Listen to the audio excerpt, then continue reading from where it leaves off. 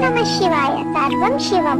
మనం ప్రతిరోజు వింటా ఉంటాం, ఏం జరిగినా సరే మన కర్మఫలం కర్మఫలం. మరి కర్మ సిద్ధాంతం గురించి భగవద్గీతలో ఏం చెప్పబడింది? కర్మతే సాధికారస్తే మా ఫలేషు కదాచన. అంటే నీ పని నువ్వు చేయడం వరకే నీ అధికారం, ఫలితంపై కాదు.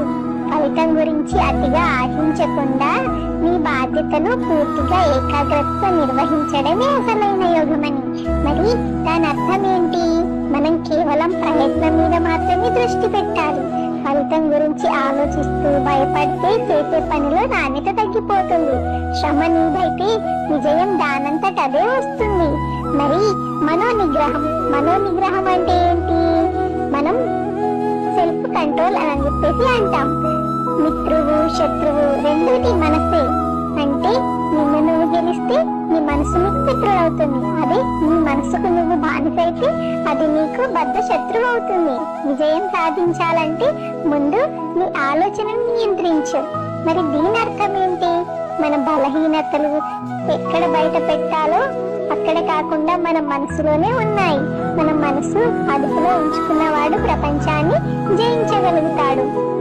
మరి కష్టాలు వచ్చినప్పుడు కుంగిపోకుండా, సుఖాలు వచ్చినప్పుడు పొంగిపోకుండా, సముద్రంలో ఎన్ని నదులు కలిసినా సరే అది నిశ్చలంగానే ఉంటుంది. అలాగే స్థితప్రజ్ఞుడు కూడా జీవితంలో ఎన్ని ఒడిదుడుగులు వచ్చినా కూడా అలాగే ఉంటాడు.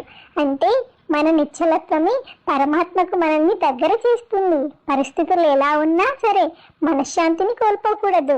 సమతుల్యతను కలిగిన మనసే సత్యానికి మార్గం, అసలైన మార్గాన్ని చూపిస్తుంది.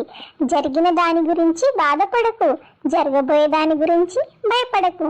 ఈరోజు అన్నది కనుక్కున్నది రేపు నిన్న మరొకరిది, రేపు వేరొకరిది. మార్పు అనేది జగత్ నియమం. అంటే దాన్ని స్వీకరించడం తప్ప మనం ఇంకేమైనా చేయగలమా? ఏది శాశ్వతం కాదు. మార్పును అంగీకరిస్తేనే కదా జీవితంలో ముందుకు వెళ్ళగలం. ఏదైనా సరే మనం అనుకున్నది అనుకున్నట్టు అయితే అది జీవితం ఎందుకు అవుతుంది? ఇలా మీకు ప్రతిరోజు భగవద్గీతలోని మంచి మాటలు నేను చెప్తాను.